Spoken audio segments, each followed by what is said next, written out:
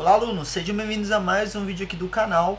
Hoje a gente vai falar do capítulo 40 do Guyton, 13ª edição, terceira aula sobre o sistema respiratório. Se você não viu ainda as aulas anteriores, a primeira no caso falava sobre ventilação pulmonar e a segunda sobre circulação pulmonar, recomendo você dar uma olhadinha lá nas aulas anteriores, vai ter um card aparecendo aí, para você não ficar perdido, tá? Então clica ali no cardzinho que está aparecendo no canto superior direito da tela, assiste as aulas anteriores e depois vem para essa, senão você vai ficar um pouco perdido no assunto.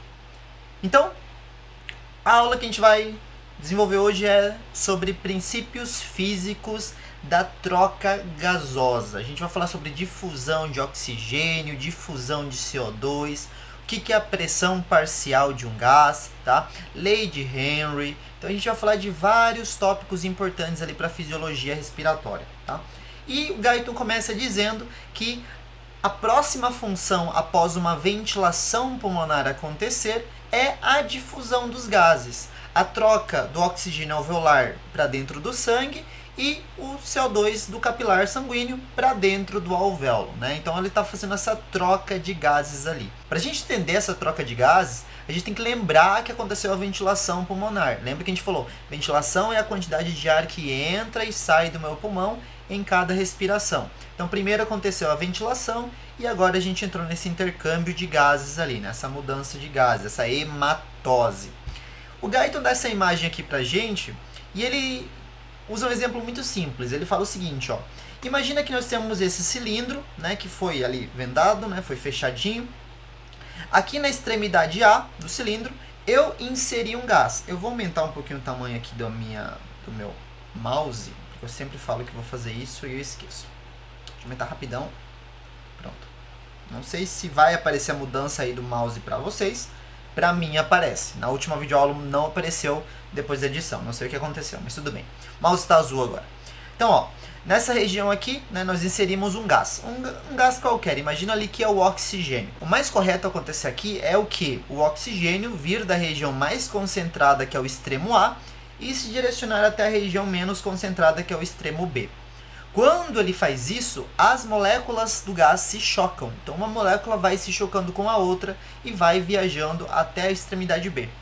Quando ela chega na extremidade B, uma certa quantidade dessas moléculas se choca contra a parede e retorna em direção à extremidade A novamente.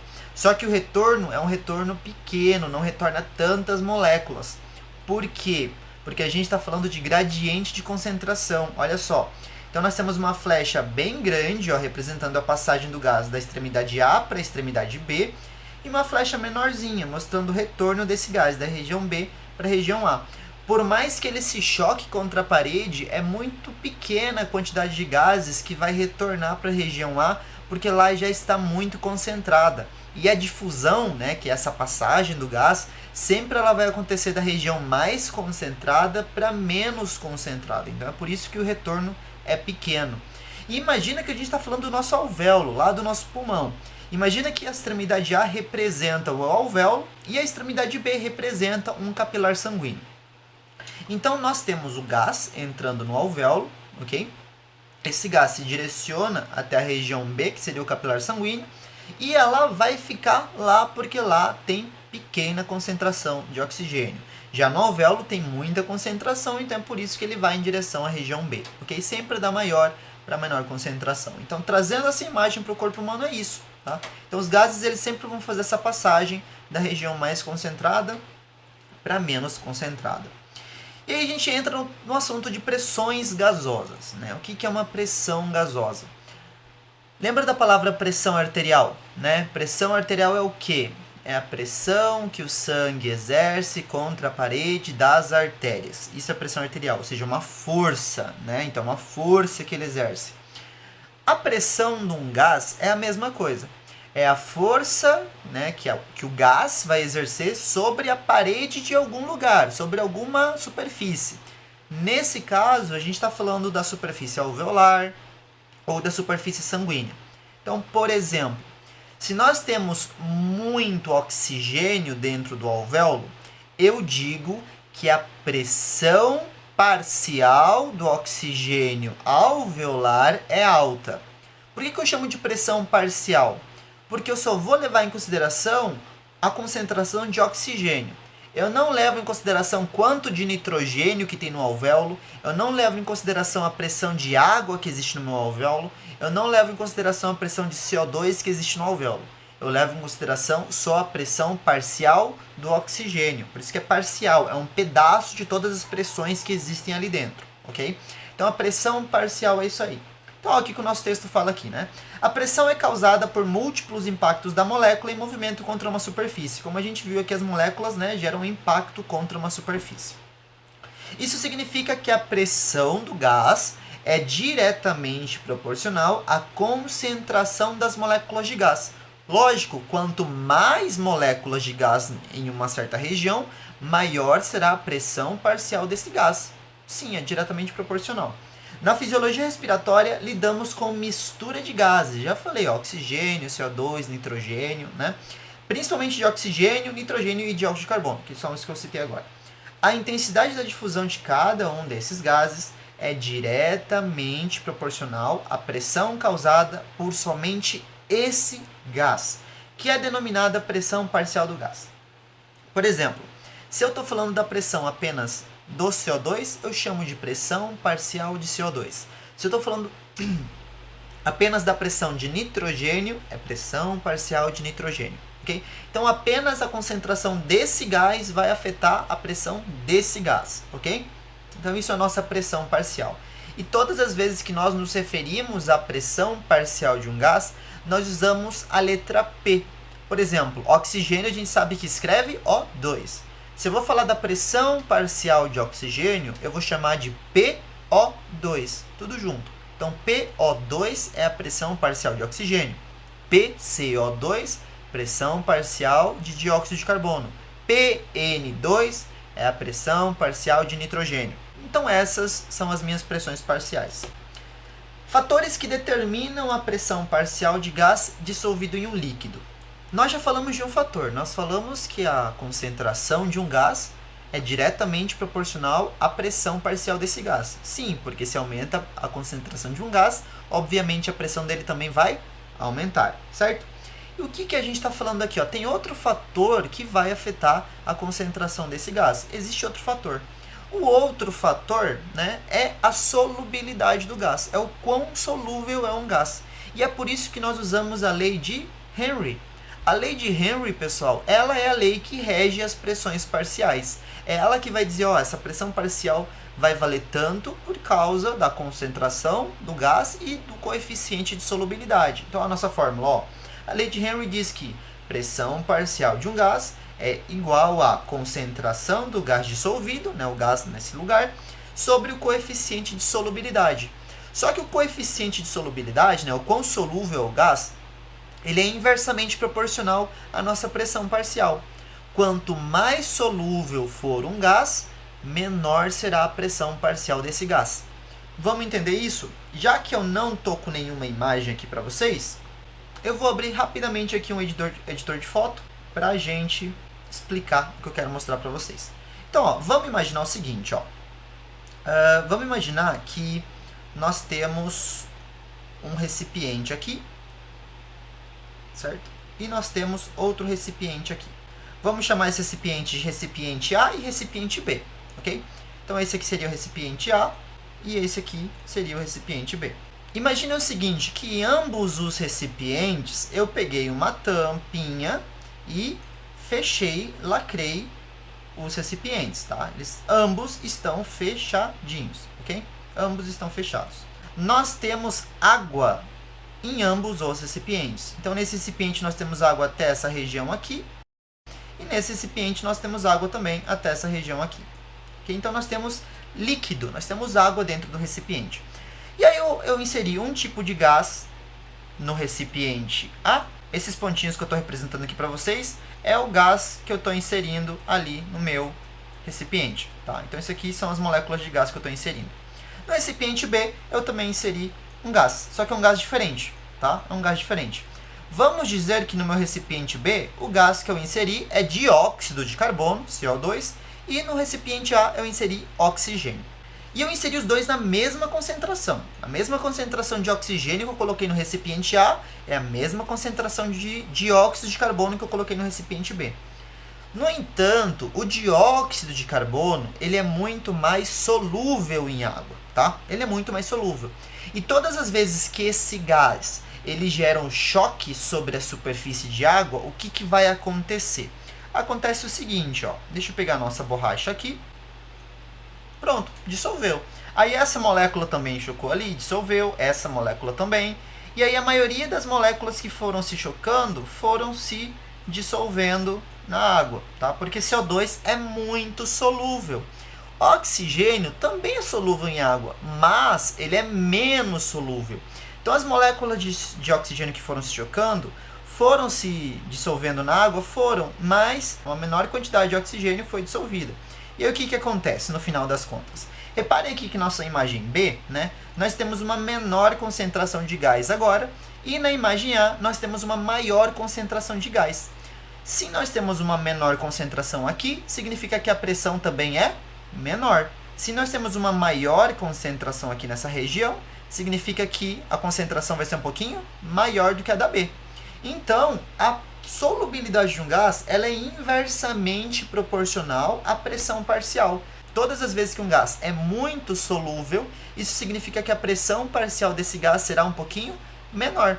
E se o gás for pouquíssimo solúvel, isso significa que a pressão parcial dele vai ser maior.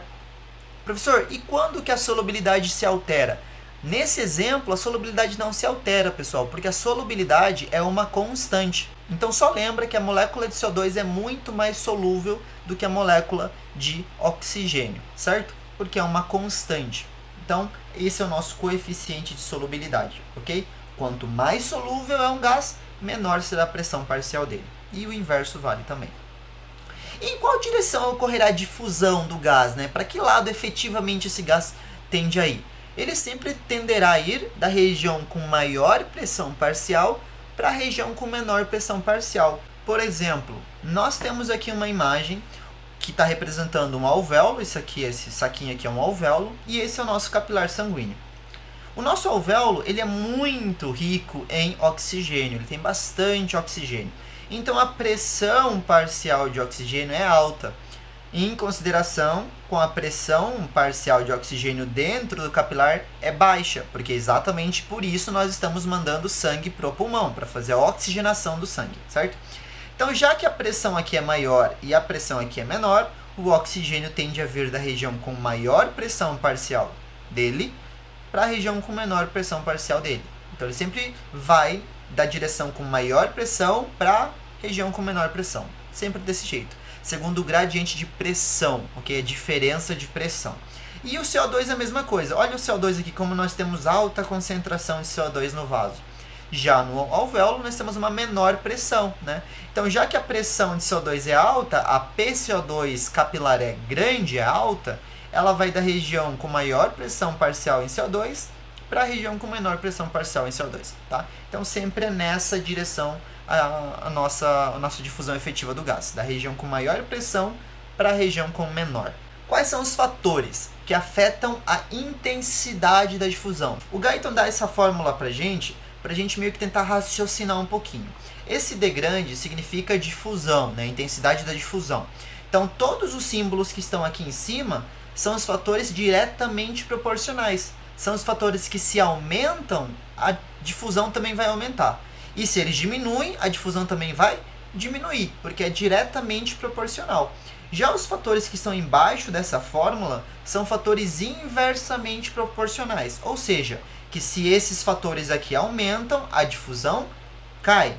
E se esses fatores de baixo diminuem, a nossa difusão aumenta, tá? Porque eles são inversos, tá? Inversamente proporcional. Então vamos entender, ó. A diferença de pressão, que é o primeiro fator, é representado pelo ΔP. Lembra que em matemática delta é diferença. Então ΔP, diferença de pressão, tá? Quanto maior a diferença de pressão, maior a nossa intensidade de difusão. Sim, vamos voltar para essa imagem, ó. Imagina que o PO2 alveolar, ele tem um valor de 10 milímetros de mercúrio. Não é esse valor, é muito maior, mas vamos usar isso aí como exemplo. Então ele tem um valor de 10 milímetros de mercúrio. E aqui no sangue é 1 milímetro de mercúrio só a pressão parcial de oxigênio. Então qual que é a diferença de pressão de 10 para 1? A diferença é 9. Então 9 milímetros de mercúrio será a intensidade da difusão do alvéolo para dentro do nosso capilar. Né? A passagem desse oxigênio terá uma força de 9 milímetros de mercúrio. Ok, mas se a gente aumentar a diferença, a difusão vai ser muito mais forte. Imagina que agora nós temos 1 milímetro ainda no capilar e 100 milímetros de mercúrio aqui no alvéolo, de pressão só de oxigênio. A diferença de 100 para 1 é 99. Então são 99 milímetros de mercúrio de força empurrando o oxigênio do alvéolo para dentro do capilar. Tá? Então a diferença de pressão, quanto maior for, maior a intensidade de difusão. Segundo exemplo, a solubilidade do gás no líquido. Solubilidade está sendo representada por esse S aqui. Tá? Então, quanto mais solúvel for um gás, maior será a sua difusão. Sim, por quê? Nós temos aqui nessa capa, né, na capa aqui respiratória, na nossa membrana respiratória, capas de líquido, tá? Líquido intersticial, nós temos a capa de líquido surfactante, nós temos água embaixo da capa de líquido surfactante. Todas essas capas, se estão recebendo gás que é muito solúvel, o gás vai passar muito rápido, porque ele é solúvel em água, ele é muito solúvel. Agora, se o gás for pouco solúvel, se a solubilidade dele for baixa, ele não vai passar com tanta intensidade. Okay? Então, quanto maior a solubilidade, mais facilmente ele passa, porque tem água nas nossas capas. Então, se o CO2 é mais solúvel, o CO2 vai passar com maior facilidade do que o oxigênio. Okay? Sempre vai ser desse jeito. O CO2 ele passa com muito mais facilidade do que o oxigênio. Terceiro, a área de corte transversal do líquido. Ó, a área de corte transversal tem referência a esse azinho aqui que está em cima. Tá? Então, a área de corte transversal. Quanto maior a área de corte transversal, maior será a difusão desse nosso gás. Nosso alvéolo, né? Aqui está aparecendo só um alvéolozinho.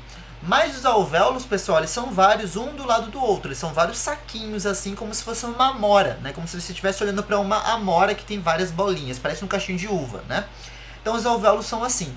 Quanto maior a área que nós temos ali do nosso alvéolo, mais líquido nas paredes, certo? Então, quanto maior a área do nosso alvéolo, mais facilmente os gases vão passando da região do alvéolo para dentro do capilar. No caso do oxigênio, ou do capilar para dentro do alvéolo. Então, quanto maior essa área de corte transversal, mais facilmente os gases difundem. Tem mais espaço para eles difundirem, ok? E o quarto, a distância pelo qual o gás precisa se difundir. A distância, pessoal, já é um fator inverso, tá? Então aqui ó, a gente está vendo o Dzinho, referente à distância. Quanto mais distante for a região que um gás precisa viajar para chegar até o seu destino, menor será a intensidade de difusão. Vamos olhar essa imagem aqui, ó, eu vou usar ela como exemplo, ó. Imagina, essa imagem grande que vocês estão vendo aqui, ó, é o nosso alvéolo, tá? Esse aqui é o nosso alvéolo. Imagina que nós estamos usando esse capilarzinho aqui, que é um corte transversal do capilar, tá? Peguei meu capilar aqui, cortei ele assim e tô olhando ele desse jeito, tá? Então, é um corte transversal e eu tô olhando ele desse jeito. E aqui, nós estamos considerando esse capilar e esse que tá aqui, tá? Esse alvéolo e estes dois capilares, tá? Qual é o capilar que está mais próximo? É este primeiro. Então, o gás ele vai conseguir passar, ele vai conseguir difundir muito mais facilmente para esse capilar do que ter que viajar por toda essa região e chegar até esse capilar. Tá? Então, ele vem desse alvéolo para esse capilar do que desse alvéolo para um capilar tão distante quanto este. Okay? Então, sempre a distância afeta a nossa difusão. Quanto maior a distância, menor a intensidade de difusão. E para finalizar, o peso molecular, que acaba sendo uma constante também. Quando a gente fala de peso molecular de um gás, é a mesma coisa que a gente fala de peso molecular para qualquer coisa. Se você está estudando área da saúde, fisioterapia, o que for, você tem que entender que quando a gente chama peso molecular de alguma coisa, nós estamos nos referindo ao tamanho de uma substância. Então, quanto maior o tamanho de uma substância, mais dificultosa vai ser a passagem dessa substância pela membrana respiratória. Então, ela vai passar com mais dificuldade do alvéolo para dentro do sangue, porque ela tem que passar várias capinhas que nós vamos falar ainda nessa aula. Então, quanto maior o peso molecular, menor a nossa difusão. É por isso que o peso molecular aqui está embaixo, ok? E o Guyton chega e cita um pouquinho, a temperatura do líquido também pode afetar a difusão. Né? Aí o Guyton brinca ali de Serginho Malandro, ele fala uma hora que a temperatura talvez afete a difusão, mas depois ele confirma e fala assim, não é comprovada que a alteração na temperatura corporal acabe afetando a intensidade de difusão de um gás. Então não importa se a pessoa está com febre, se a pessoa está na temperatura normal ou se ela está com hipotermia. A passagem de gás será a mesma, ok? Será a mesma, a difusão. Ah, mas por que a pessoa, quando ela está com essa alteração ali, ela começa a ventilar um pouquinho diferente, ela parece que está com alteração na respiração? Quando ela está com febre, por exemplo, e ela começa a ventilar um pouquinho mais, pode ser porque o micro-organismo que está causando essa febre nela está liberando substâncias ácidas no sangue. Em todo quadro de acidose, ou para um quadro, né, de evitar uma acidose, o pulmão hiperventila, certo? Então o pulmão sempre tenta hiperventilar para eliminar essa substância ácida do pulmão. Como ele faz isso? Capítulo 31 do Guyton. Eu acho que eu não postei ele aqui ainda, mas eu comentei disso lá no capítulo 38. Que o gás, né, ele é liberado do nosso pulmão como CO2 e água também vai junto, né? Então, quando eu libero CO2 e água, eu estou eliminando ácido carbônico. H2O mais CO2 é igual a H2CO3, que é o meu ácido carbônico. Então, num caso de acidose, né, essa bactéria ali está produzindo uma substância ácida no meu corpo e eu começo a hiperventilar. Não é culpa da febre a hiperventilação. A febre e a hiperventilação são culpas da bactéria que está produzindo essa substância ácida ou está ativando o sistema imunitário. Ok, então esses são os fatores que vão afetar a intensidade da difusão do gás. Aqui nós temos um quadro falando um pouquinho sobre a composição do ar. Ele fala, o ar atmosférico é desse jeito, o ar alveolar é desse jeito. Então o ar que está na atmosfera é totalmente diferente, eu não vou falar totalmente, né? Ele é diferente do ar que está lá no meu alvéolo. Vamos entender por quê. Olha só, ar atmosférico, né? Isso aqui são os gases que nós temos no ar atmosférico. 78% do gás que nós temos ali na atmosfera é o nitrogênio. É muito frequente quando eu estou dando aula e eu falo assim, na atmosfera tem nitrogênio. Eu vejo os alunos fazendo assim, tipo, eles fazem uma cara de, o que o professor está falando, né? Eles confundem muito com nitrogênio líquido, aquela substância que se usa para congelar certas substâncias e que o pessoal no YouTube fica congelando tudo com nitrogênio líquido ali para quebrar depois, né? Então não estou me referindo a isso, tá? Estou falando de nitrogênio em forma gasosa. O nitrogênio em forma gasosa é o gás em maior concentração na nossa atmosfera. Não é oxigênio igual todo mundo pensa, tá? Então o nitrogênio é o gás mais concentrado na atmosfera, né? Depois vem o oxigênio, 20%, só 0,04% é o dióxido de carbono, 0,5% é água no seu estado gasoso, e isso dá o nosso valor de 100%. A pressão atmosférica é de 760 milímetros de mercúrio, tá? E aí o ar umidificado, né? O ar umidificado, quando ele está entrando na via respiratória. A gente já falou nos capítulos anteriores, principalmente no capítulo 39, que o pulmão, né, e o nariz, aqui no nariz já, começam as funções de condicionamento. Então o que é uma função de condicionamento? É quando o meu nariz ele começa a filtrar, aquecer e umidificar o ar que entra na minha via respiratória. Tudo isso para não lesionar a minha via respiratória. Então o ar umidificado, né, o ar que está viajando pela via ainda, ele já tem umas concentrações de gases um pouquinho diferentes. Ó. O nitrogênio diminuiu, ele era 597 milímetros de mercúrio, foi para 563. Né? Ou se a gente olhar a porcentagem, de 78% para 74%, ele diminuiu. O oxigênio baixou um pouquinho, ó, de 159 milímetros de mercúrio para 149. O CO2 está no mesmo valor. A água aumentou. Por que a água aumentou? Porque nós começamos a formar água na via respiratória para umidificar o ar. Então nós estamos umidificando, deixando esse ar seco que entrou na minha via respiratória mais úmido, para não lesionar a minha via respiratória. Então é por isso que nós temos uma pressão de água um pouquinho maior. Totalizando 100%, ó, 760 ainda de pressão. O ar que já chegou no meu alvéolo, ele tem uma pressão de nitrogênio de 569, o nosso oxigênio baixou, foi para 104, O CO2 aumentou, foi para 40, porque está acontecendo o intercâmbio gasoso. A nossa água está em 47, né, igual anteriormente, então 47 milímetros aqui, 47 aqui, totalizando 760. Então repare que no meu alvéolo, a pressão de oxigênio, a pressão parcial de oxigênio, tem um valor de 104. Ok? Ele já foi bem diferente do ar atmosférico. Ó, lá na atmosfera, 159. Aqui no ar alveolar, 104. E olha que interessante que vai acontecer. O ar que vai ser jogado para fora da via respiratória, ele tem uma pressão de nitrogênio de 566, isso aqui não me interessa muito. A pressão de oxigênio é de 120, o nosso CO2 tem uma pressão de 27 e a água tem uma pressão de 47. O oxigênio, né, ele tem uma pressão parcial de 104 no alvéolo. Na hora que a gente joga o oxigênio para fora, a gente manda uma pressão maior de oxigênio para fora, 120 de pressão de oxigênio para fora. Por que que isso acontece? Deveria ser diferente, professor. O oxigênio que sai deveria ser uma menor pressão do que o oxigênio que nós temos no alvéolo, porque nós estamos mandando o oxigênio para onde? Lá para dentro do sangue, né?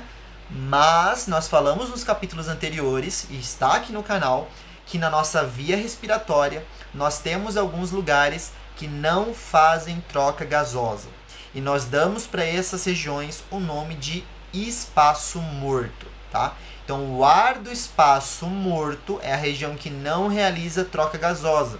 E no final da inspiração, existe ar com oxigênio ali dentro, tá? Então, ele não chega até o alvéolo. Por exemplo, a traqueia, ela não faz troca gasosa.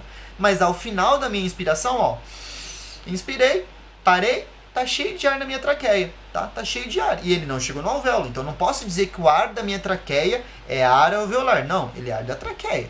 Na hora que eu expiro, sai o oxigênio do meu alvéolo junto com o oxigênio da minha traqueia. Por isso que ele gera uma pressão maior. Então, é por isso que o oxigênio expirado tem uma pressão parcial maior, ok? Então, sempre lembrem disso, por culpa do espaço morto, tá? Ah, professor, mas e o CO2? Por que tem 27 milímetros de mercúrio aqui de CO2 em vez da gente expirar todo esse CO2? Lembrem que nós, também já falamos nos capítulos anteriores, nós temos algo chamado volume residual no pulmão. O volume residual, pessoal, equivale ao volume de ar que sempre está no meu pulmão, mesmo após uma expiração forçada. Se eu ficar aqui forçando e assoprando, ó, todo o ar do meu pulmão, ainda vão existir 1.200 ml de ar dentro do meu pulmão.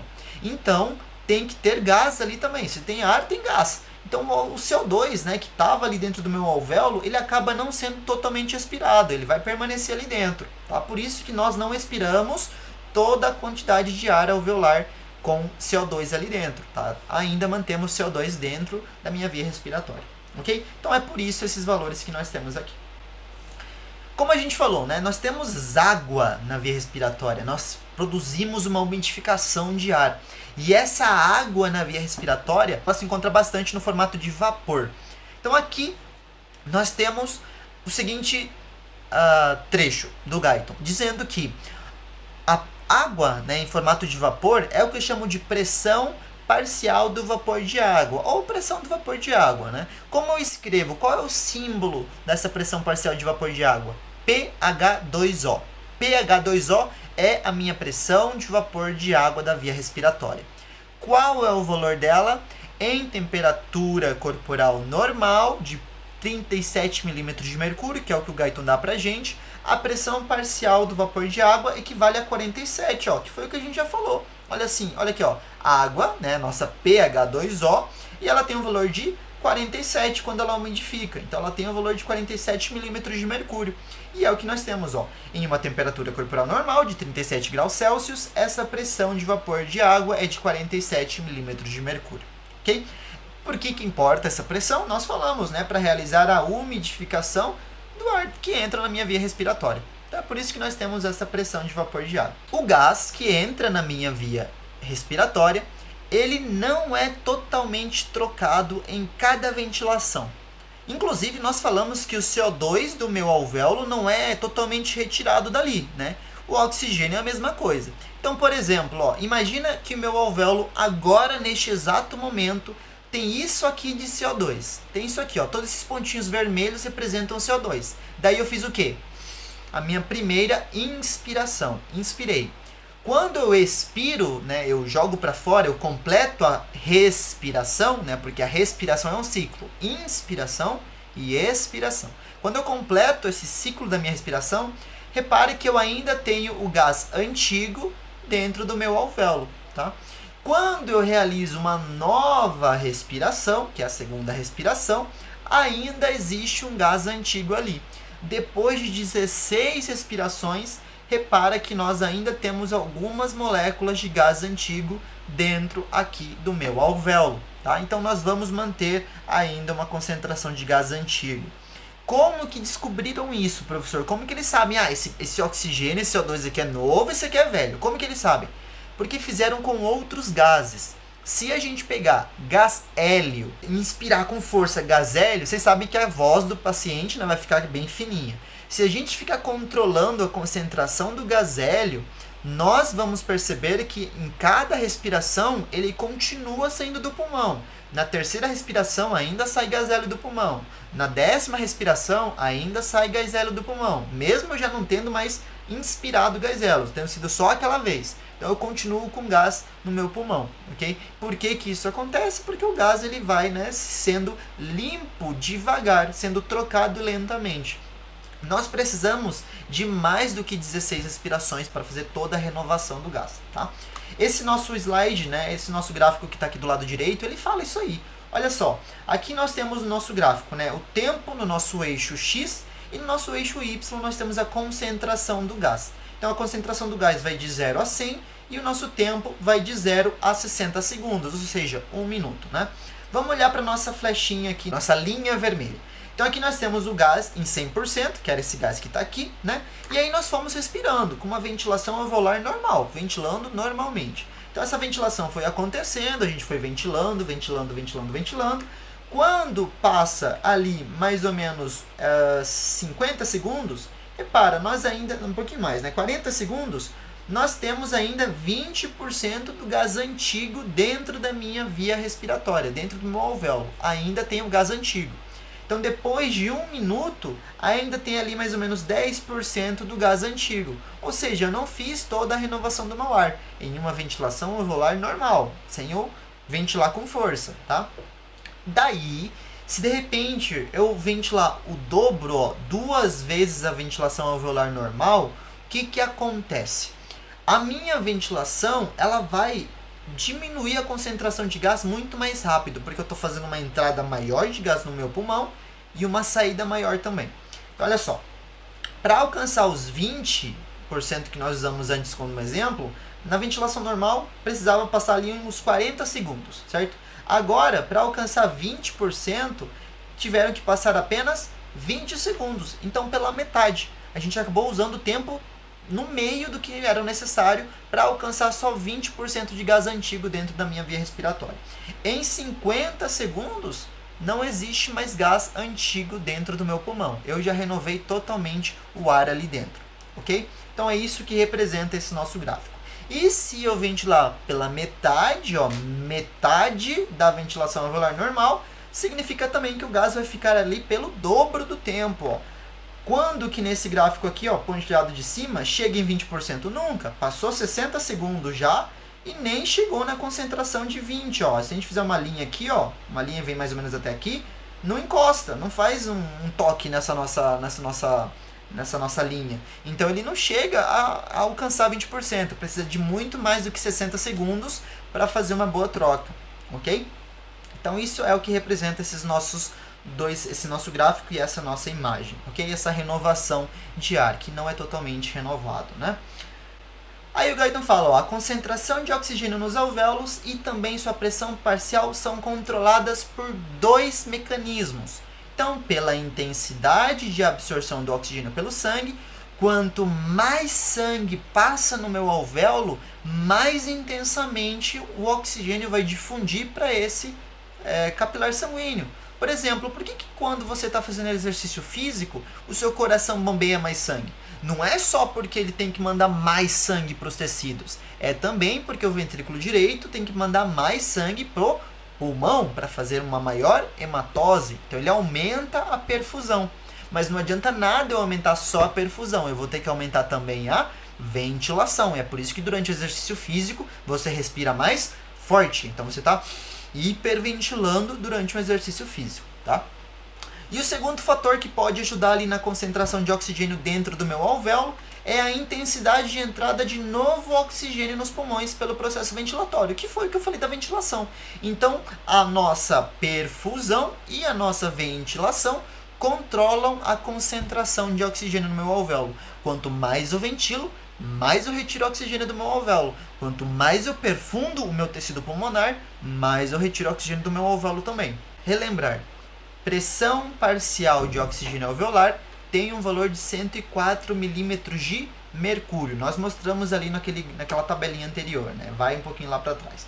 Vamos mostrar um pouquinho esse gráfico para vocês? Então, ó, esse gráfico, no nosso eixo X aqui, ele fala sobre a ventilação alveolar em litros por minuto, né? Essa ventilação alveolar vai de 0 litros até 40 litros por minuto.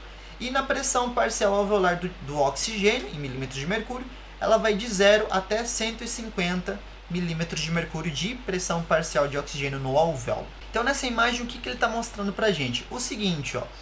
Na linha vermelha, nós temos uma captação de oxigênio de só 250 ml de oxigênio, tá, por minuto. O que significa isso?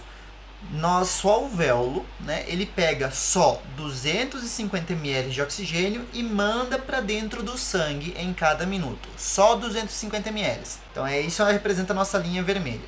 Já que nós temos essa captação de 250 ml de oxigênio por minuto, quando nós temos uma ventilação alveolar de 5 litros, ó, 5 litros, a concentração normal de oxigênio, 104, é mantida ali nesses 5 litros por minuto. Se de repente nós diminuirmos essa ventilação alveolar, ó, for na metade, bem na metadezinha aqui, ó, metade, 2,5 litros só de ventilação alveolar. Então, em 2,5 litros, o que vai acontecer? Vamos subir nossa reta, ela chega mais ou menos até essa região. Nós vamos ter no alvéolo apenas 75 milímetros de mercúrio de oxigênio, de pressão parcial de oxigênio. É normal uma pressão parcial de oxigênio somente de 75 milímetros de mercúrio? Não, porque nós falamos que a pressão tem que ser 104, tá? Então, para manter uma boa concentração, uma boa pressão parcial de oxigênio dentro do alvéolo, eu preciso de pelo menos 5 litros de ventilação alveolar, tá? 5 litros de ventilação alveolar. Certo, isso aí, minha ventilação alveolar por minuto, eu consigo mantê-la tranquilamente, perfeito. Quando eu começo a aumentar a ventilação alveolar, olha o que acontece. Vai para 10 litros, dobrei minha ventilação. Vamos subir a minha reta aqui, ó. Subir minha reta, cheguei até aqui. Então, quando eu ventilo 10, o dobro que o normal, olha aqui, 125 milímetros de mercúrio é a pressão parcial de oxigênio dentro do meu alvéolo. Então, aqui nesse exemplo, nós acabamos dobrando a ventilação, mas a nossa pressão parcial desse gás se manteve em 125. Daí, né, se a gente aumentar a ventilação, ó, 15, 20, 25, o que vai acontecer? A gente começa a ter uma reta. Então, a gente começa a ter uma reta aqui. Por quê? Né? Nós temos um limite para nossa presença de oxigênio dentro do nosso pulmão. Professor, não estou entendendo. Como assim? Pessoal, se a gente hiperventila, a gente começa a ventilar bastante. Nós começamos a colocar oxigênio dentro do nosso alvéolo, correto? Correto. Vamos voltar lá para a tabelinha para mostrar para vocês.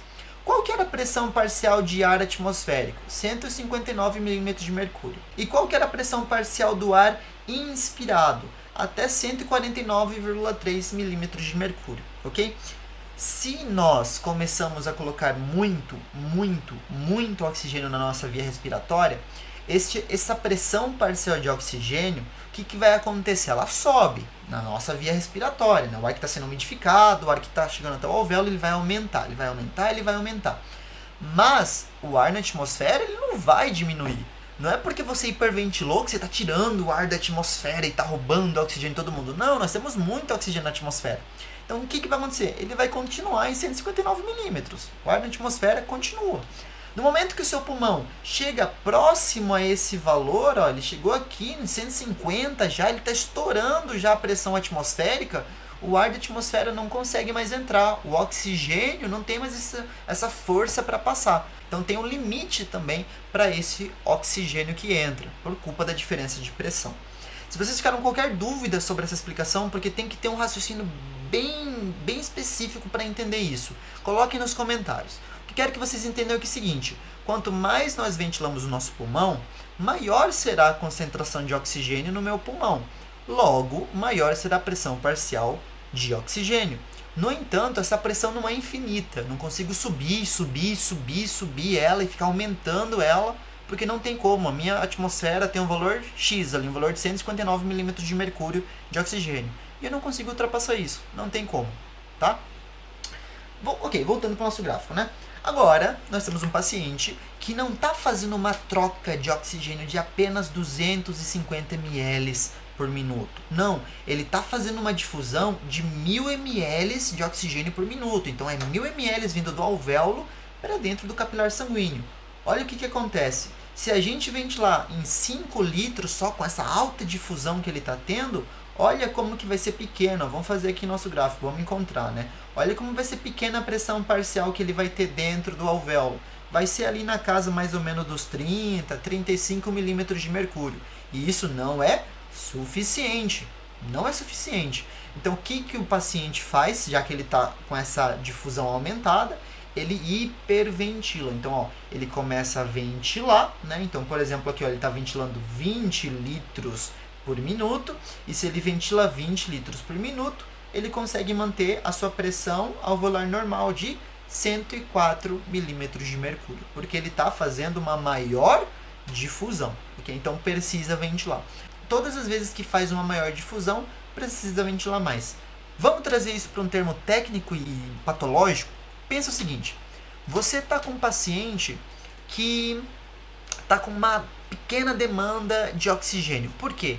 Porque o cara tá com uma hepatite, o cara tá com uma infecção renal, o cara tá com uma gastroenterite, o cara tá todo ferrado. Tem um monte de patologia. Tudo isso acaba consumindo oxigênio, porque tá tendo metabolismo, tá ativando o sistema imunitário, tá tendo várias séries de reações dentro do corpo, né? Aí o cara vai lá e almoça, come alguma coisa pesada, piorou ainda. O estômago começa a produzir ácido clorídrico, o intestino tem que digerir, pâncreas começa a liberar insulina, libera enzima digestiva, fígado tem que produzir e liberar bile pela vesícula biliar. Então é um metabolismo que está lá em cima, lá no topo, né? E aí o que acontece? Começa a faltar oxigênio no sangue, porque o metabolismo está lá em cima. O que o pulmão vai fazer? Hiperventilação, tá? Porque tem pouco oxigênio. Então, a difusão, todas as vezes que começa a passar sangue com pouquíssimo oxigênio, todo o oxigênio que está ali dentro, eu estou falando todo, tá? Só para explicação. Então, o oxigênio que está no meu alvéolo acaba difundindo rápido. Então, em vez de difundir só 250 ml em um minuto, difunde 1000 ml. E aí começa a faltar oxigênio do meu alvéolo. E o pulmão começa a hiperventilar. Okay? Então, ele hiperventila 20 litros por minuto. Tá? Para ele poder manter essa pressão alveolar normal. Nós não podemos alterar a pressão alveolar. Nós temos que manter sempre ela normal. Para manter ela em 104 milímetros de mercúrio, eu tenho que aumentar minha ventilação. Unidade respiratória. Eu acho que nós já citamos isso na aula passada, mas vamos terminar aqui rapidão. Ó. Pessoal, unidade respiratória é a unidade funcional e estrutural do meu pulmão. É a região que trabalha de verdade. Qual é a unidade estrutural e funcional do sistema nervoso? O neurônio. Qual é a unidade estrutural e funcional do rim, o néfron, né? Então nós temos unidades estruturais e funcionais como as unidades que fazem a função do órgão específico. E a unidade que faz a minha troca gasosa é a unidade respiratória. A unidade respiratória ela é composta pelo bronquíolo respiratório, tá? O bronquíolo terminal não entra, ok? Então é daqui para baixo. Então bronquíolo respiratório, duto alveolar, que é um tubinho que conecta vários sacos alveolares, os próprios sacos alveolares que nós vemos aqui nessa região, cada alvéolozinho, ok? Cada um desses aqui é um alvéolo, esse é um alvéolo, esse é outro alvéolo, esse é outro alvéolo, e o Guyton diz átrios. O que são os átrios do meu pulmão? Não tem nada a ver com o átrio lá do coração, o átrio do meu pulmão. O que é isso?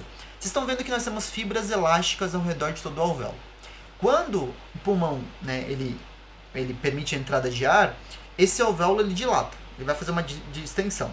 Quando ele dilata, a fibra que está aqui, ela não deixa ele dilatar tanto. Então essa fibra dá uma pequena dilatada, né? E o alvéolo ele cresce pelas regiões que não existem fibra. Então aqui ele dá uma crescidinha, como se fosse um balão. Estou sem balão aqui para apertar, mas é basicamente isso. Ele dá uma inchadinha, né? Então, para quê? Por que eu estou falando disso? Porque essa pequena parte dilatada dos meus alvéolos é o que eu chamo de átrio alveolar, ok? É igual ao átrio do coração, né? Que ele é um pouquinho dilatadinho assim. Então, é o meu átrio alveolar. Por que eu chamo isso de unidade respiratória? Porque todas essas porções, pessoal, fazem troca gasosa, tá? Todas elas fazem troca gasosa. A membrana delas é bem pequenininha e permite uma boa troca gasosa, ok? O nosso epitélio alveolar que existe aqui nessa região já é um epitélio plano. E um epitélio plano é um epitélio achatadinho. Esse epitélio plano, também chamado como epitélio escamoso, né? É um epitélio que permite a troca gasosa, porque o gás consegue passar por ele facilmente. E, em compensação, o epitélio da via respiratória superior é um epitélio colunar. O epitélio lá dos brônquios finais e do bronquíolo terminal são epitélios cúbicos. E são epitélios que têm muito músculo liso. E esse músculo, esse epitélio cúbico, esse epitélio mais grosso, impede a troca gasosa. Lembre também que na traqueia nós temos ali anéis cartilaginosos que impedem a troca gasosa. E aqui, né, nós temos representando um alvéolo, uma parede alveolar e um monte de capilar. Todos esses furinhos que vocês estão vendo são capilares que passam pela parede do meu alvéolo para captar oxigênio, tá? São os nossos capilares. E aqui nesse nosso esquema que a gente já tinha mostrado, né, são os vários alvéolos que nós temos, ó, são vários capilares, tá, que estão ali passando do lado do meu alvéolo. E nós temos aqui, ó, a veia pulmonar, que é uma veia vermelha, porque a veia pulmonar, ela pega sangue oxigenado já, e a artéria pulmonar, que sai do ventrículo direito, vai em direção ao pulmão, para fazer a hematose, né? Então ela está representada ali por um vaso azul, porque o sangue está parcialmente desoxigenado nessa região.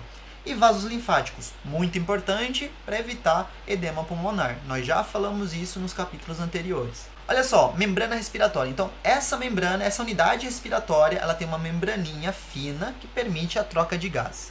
E essa membrana é composta de 6 capas, tá? 6 capas. Então, a primeira capa do alvéolo, essa parte em branco representa o meu alvéolo, tá? A primeira capa do meu alvéolo em direção ao meu capilar é a capa do líquido surfactante. É a primeira capa que vai existir. Então, capa do líquido surfactante, primeirinha capa. A segunda capa, ó, que é essa capa azul clara aqui, representando umas células aqui, é o meu epitélio alveolar. O epitélio alveolar é a capa que tem o meu pneumócito tipo 1, pneumócito tipo 2, tá? Conhecido aqui nas regiões que falam em espanhol como neumocito, né? Neumocito tipo 1, neumocito tipo 2, ou célula epitelial alveolar tipo 1, célula epitelial alveolar tipo 2, como é que o Guyton chama, né? Então são as nossas células ali. Então esse aqui, epitélio alveolar, é a minha segunda capa. Okay? Depois nós temos, abaixo de todo epitélio, lembra de histologia, membrana basal do epitélio alveolar. Tá? Então, essa membrana basal do epitélio alveolar. Depois, nós temos essa região aqui, ó, cheio de fibrinhas ali, o meu interstício, tá? O meu líquido intersticial, espaço intersticial. Então, essa é a minha quarta capa. Depois, nós temos outra membrana basal, mas agora é a membrana basal dos capilares sanguíneos. Então, a membrana basal dos capilares sanguíneos, essa outra capinha azul. E, para finalizar, se temos uma membrana basal do capilar, o que nós temos embaixo? O endotélio do capilar. Então, nossa sexta capa, que é essa capa aqui, é o endotélio capilar. Então, nós temos aqui essas capas, essas 6 capas que compõem a nossa membrana respiratória. Fatores que afetam a intensidade da difusão gasosa através da membrana. Parece muito igual ao que a gente falou anteriormente, né? Agora nós estamos falando de qualquer fator que vai afetar a difusão na membrana mesmo. Antes nós falamos de fatores que afetavam a difusão de um gás, seja onde for. De um líquido para outro líquido, de um lugar para outro lugar do corpo, da atmosfera para outro lugar da atmosfera, enfim. Aqui não, nós estamos falando da membrana respiratória propriamente dita, tá? Então, ó, a espessura da membrana. Quanto tá em vermelhinho, significa que é inverso.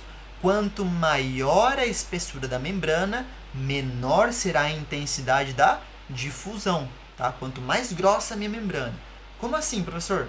Imagina que você deu soro fisiológico errado para o seu paciente. Você aplicou uma concentração muito alta. Por culpa dessa concentração alta de soro fisiológico que você aplicou no seu paciente, ele acabou tendo um edema pulmonar, porque você exagerou no soro, nem ligou e estudou a função renal para ver se ele não tinha insuficiência renal, nem ligou e estudou a função cardíaca para ver se ele não tinha uma insuficiência cardíaca direita.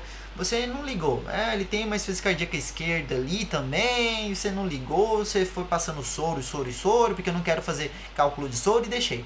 O cara começou a juntar água, juntar líquido no pulmão. Quando acontece isso, esse líquido vem aqui pro interstício. Começa a aumentar a quantidade de líquido no interstício, o interstício vai ficando grosso, que é o que a gente conhece como edema pulmonar, e aí a membrana ficou grossa. Então a espessura da minha membrana acaba afetando a difusão do gás. O gás vai entrar, vai achar tanto líquido ali que ele não vai saber para onde que ele tem que ir. Tem muito líquido e o gás é solúvel, então ele vai ficar perdido naquele líquido ali. Ele não consegue difundir do alvéolo para dentro do capilar rapidamente, porque tem muito líquido para ele passar. O segundo fator é a área superficial da membrana. Eu já falei para vocês ali que quanto maior a área superficial, melhor a troca gasosa, é diretamente proporcional. E aqui eu trouxe um exemplo prático para gente, olha só. Nós temos um alvéolo saudável, bonitão, um saco alveolar bonito, com um monte de alvéolo funcionante, bonitinho, normal, sem problema nenhum, sem nenhuma patologia. E aí nós temos um alvéolo com enfisema. A gente tem destruição da parede alveolar, a gente teve uma destruição de várias paredes. Essas paredes alveolares destruídas não fazem mais troca gasosa, porque antes, entre cada parede, existiam vários capilares sanguíneos pegando oxigênio, liberando CO2. Agora não tem mais capilar sanguíneo passando aqui porque foi destruída a parede. Se destruiu a parede, destruiu o capilar sanguíneo junto. Então, por culpa do enfisema, nós diminuímos a nossa superfície da membrana, né? Nossa área superficial da membrana. E se nós alteramos isso, nós acabamos alterando também a difusão de gás. Okay? Então é isso a nossa área superficial da membrana. Depois tem um fator aqui em preto, mostrando o coeficiente de difusão do gás na substância da membrana, que depende do peso molecular e da solubilidade, né? É uma constante, tá, pessoal? Então, o peso molecular nós falamos que é uma constante, a solubilidade também. Então isso aqui acaba não afetando, digamos assim, diretamente a nossa difusão. Ele não afeta, ele não altera a difusão. Por quê? Porque o peso já é estabelecido e a solubilidade já é estabelecida. Se o gás é muito solúvel, ele vai difundir fácil. Se ele é pouco solúvel, ele vai difundir devagar. Se ele tem um peso muito grande, ele vai difundir devagar porque ele não consegue passar a membrana porque ele é muito grande. Tá? É uma constante, então não vamos falar muito disso. E o quarto é a diferença de pressão parcial do gás entre os dois lados. Já falamos também, quanto maior a pressão de um gás de um lado, mais fácil ele vai atravessar para o outro. Tá? É a mesma coisa que nós falamos. A explicação está no início do capítulo, só você ir lá. E aqui, né, eu acho que está acabando a aula já. Capacidade aumentada da difusão de gases. Olha só, pessoal. Quando a pessoa está realizando exercício físico e quando ela está em repouso, a difusão dos gases é um pouquinho diferente. Porque aumenta a ventilação e aumenta a perfusão, que eu já falei para vocês. Então, só para a gente comparar, o CO2, por ele ser, olha o CO2 aqui embaixo, por ele ser muito solúvel, ele difunde com muita facilidade. Então, esse nosso gráfico representa a difusão de CO2 lá no nosso alvéolo, tá? Então, olha só, o CO2, quando a pessoa está em repouso, gráfico vermelho, ele tem uma capacidade de difusão ali de 400 ml de CO2 por minuto por milímetro de mercúrio. É uma unidade de medida enorme, mas basicamente é de 400 a nossa capacidade de difusão do CO2.